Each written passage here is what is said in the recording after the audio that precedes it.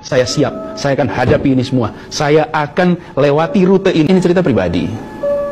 Mungkin bagi orang lain nggak terlalu terasa penting. Tapi kalau buat saya ini mendasar.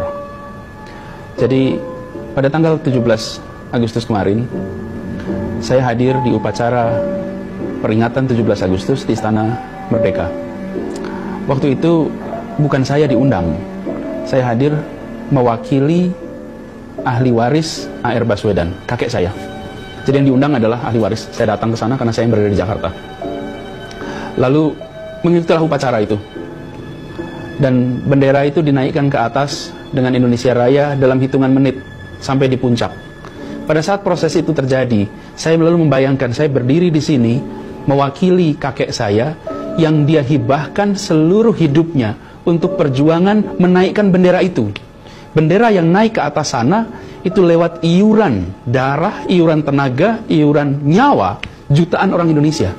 Dan waktu itu kakek saya termasuk dalam proses itu, dan saya berdiri di sini mewakili dia di tempat itu.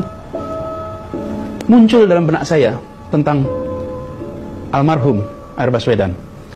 Pada saat itu saya harus memutuskan apakah saya akan menerima tawaran untuk masuk ke rute yang terjal.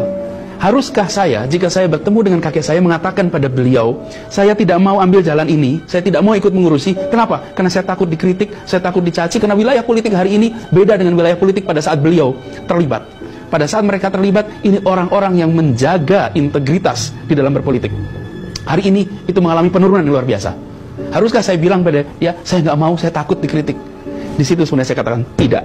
Saya siap, saya akan hadapi ini semua. Saya akan lewati rute ini. Dan saya akan bisa bilang, jika saya harus bertemu, saya akan bilang, saya ikut turun tangan seperti kakek saya dulu memilih untuk turun tangan.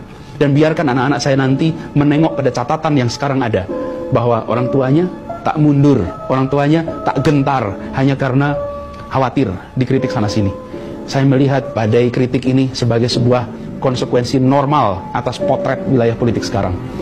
Jadi pada saat 17-an kemarin, itu sebuah turning point yang luar biasa.